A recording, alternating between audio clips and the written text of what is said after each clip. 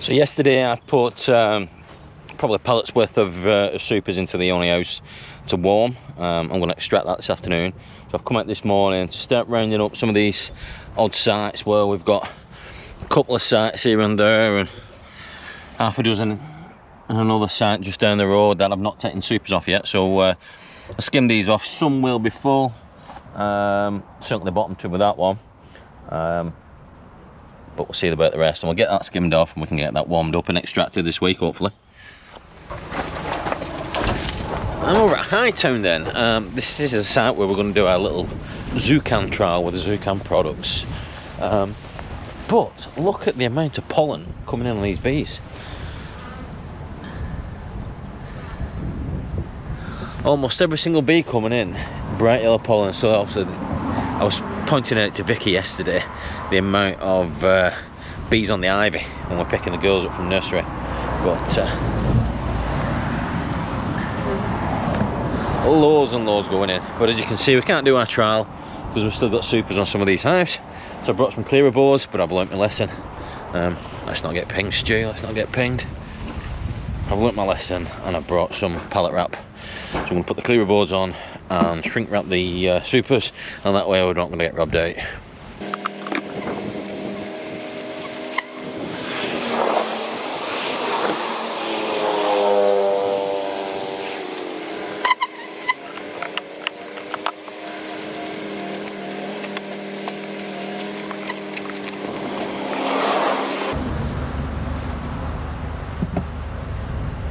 So for every weekend of this month, we are at Hightown Pumpkins in Hightown, Liverpool, for what's set to be another busier pumpkin season.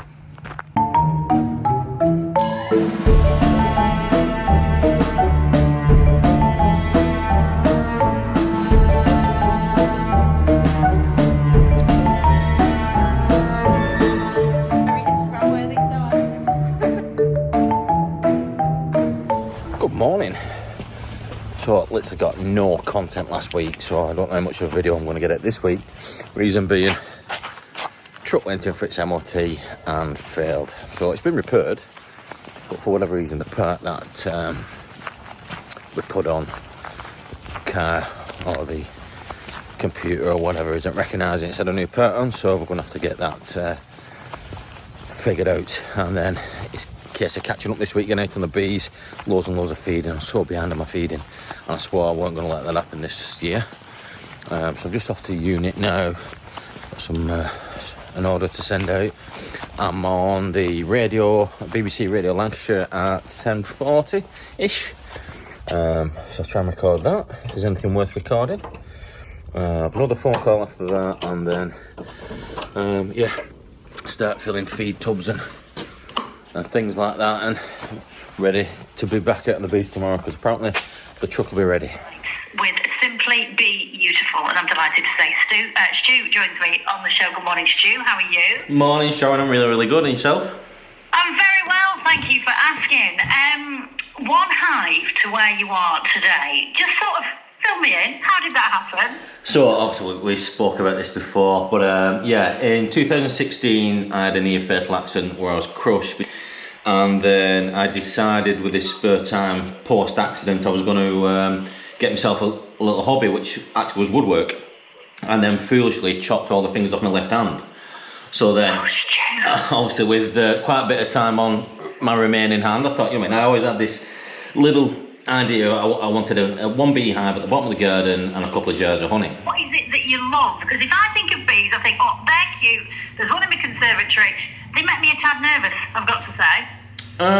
Yeah, I mean, listen, bees aren't predatory, but they will sting if they feel a little bit defensive. Because when I started out, I knew nothing about beekeeping. It's phenomenal. It's an incredible story. What's next then? Where'd you go from here? Oh God, do you know what? I don't consider myself a natural. I don't know. I might be wrong. People might disagree with me. If it starts from a hobby, are you an entrepreneur? See, I consider an entrepreneur someone like a serial entrepreneur. So many startups, they build a business up to an exit point, they exit the business and start again. This was never my intention. So to build one up, I don't know if people do several at a time, it's beyond me. But we've just released our honey gin. But as I said, seeing I never wanted to, the intention was never to be a business. I'm so driven with it now, and I'm constantly trying to evolve and think of new products, think of new lines, new directions, and that's where we went with it, obviously with the alcohol. Yeah, it must be constantly exciting, maybe with a little bit of nerves as well. Keep going forward, keep looking for the next thing, you know, what we're going to do next. Definitely. I mean, I'll be honest, without my wife on board as well, I would have really struggled, because I think it's important to have somebody there to bounce your ideas off. So I'm, as I've said, I'm 2 feet in, you know what I mean, but my wife's very risk averse, which I think you need. Yeah, I refer to her as my handbrake, which is she laughs at, but I think you need that. Yeah, well, you are doing all right. It's an incredible story, and Stu, I really appreciate you joining me on BBC Radio Lancashire. Thank you for your time. You're very welcome, Sharon. Lovely stuff, thank See you later. Stu Walsh there, what a story. As he mentioned, a couple of really serious accidents just shy of 10 years ago. Obviously, Stu, you're a top man. Thank you so much. Thank you very much. No worries. Speak soon. All right, buddy. Speak to you soon. All right, bye-bye. Slower. That's it. Should we do it while Bam's running? Yeah, you ready? Do your up downs for me then. Up down. Up down, up down, up down. Sit up tall, sit up tall. Up down, up down.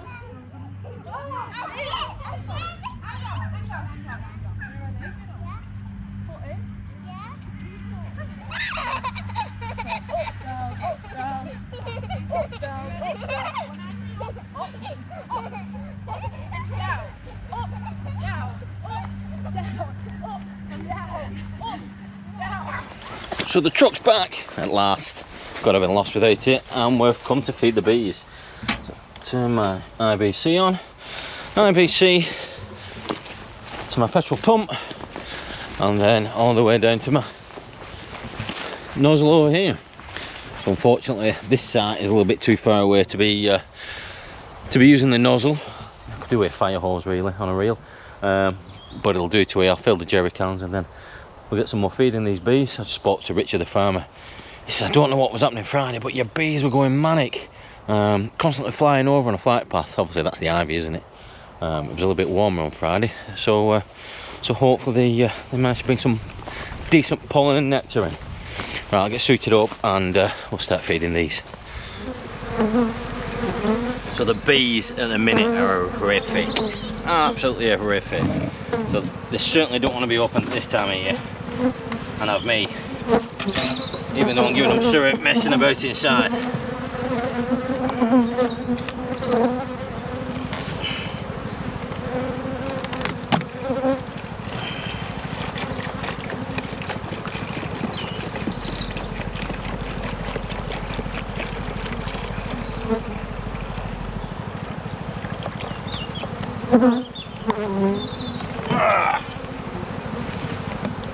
Just what I was trying not to happen, just got stung on the neck.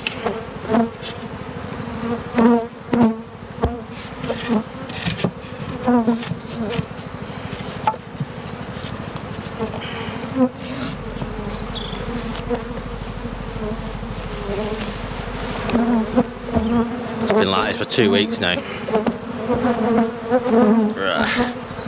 Means must. Little DHL update then. I'm just actually looking at the rapeseed.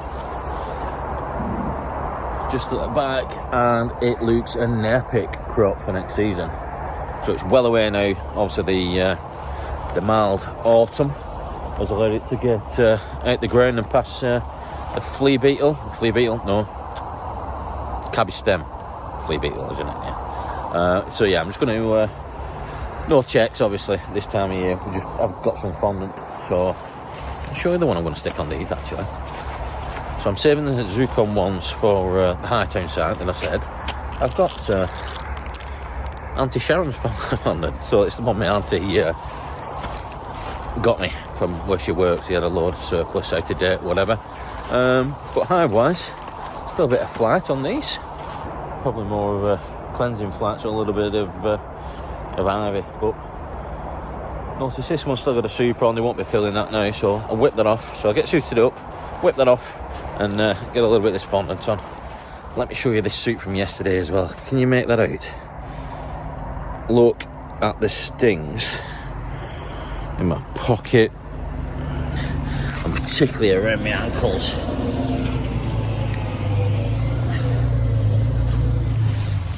That's how aggressive and bad the bees were yesterday when I was feeding them. Obviously, no bees want to be opened up at this time of year, especially when it's on the chilly side. There's no nectar flow, pollen flow, anything. Just wish they realised I was doing them good by putting feeding. But yeah, it was horrific. I had to stop and come away and go to another site because I just couldn't put up with it anymore. But unfortunately, I'm going to go back there tomorrow and finish the feeding off. So that's the nuke site. The issue I've got is that by the time I've done a round of feeding, it's time to feed again, and I don't fancy doing that and getting attacked every 2 days. So hopefully we can get enough feeding into them soon where they're okay to get by for winter. Oh, this weather's changing now, isn't it? It's chilly this morning, so I did some bits on Monday from Griff, some honey filters. So I ordered them Monday evening, and they arrived yesterday, Wednesday lunchtime. So thank you very much, Griff. They're all hanging about there. So yeah, some honey filters and a new straining stand. I've already got a couple, but it's always good to have a few more, isn't it? So yeah, thank you very much. Back at the nuke site then with these horrible stingy things, and I brought some help with me. So brought Vic. Vic's coming to give us a hand. Sorry, love, got your I don't think it's fair that I should take all the stings, so I brought Vic along with me, and she can take some too. But yeah, it's as I said the other day, by the time I've filled them all up, they all need filling again. So we're going to crack on between us, get as much feeding as we can. I'm behind on my treatments, so as soon as I get around to feed into them, I'll be breaking the Pro Vap out and get some more way into them. So Vic's busy feeding away, giving us a hand. We're already flying through them. Also, what an extra pair of hands can do, isn't it? So we're just going through some of our adoption hives. So we've got the Cyberark, we've got the Purple Tree hive as well. Also, this one's still on double brood with a super on, so the super will have to come off. But good sized colony going into winter. Obviously, internal feeder, we just topped that up with syrup, and nice and calm, these ones. Vic said the nukes on that side are a little bit naughty already, but you can just see the one thing I did notice. Obviously, the weather must have changed over the past yesterday or whatever, and it got a little bit warm.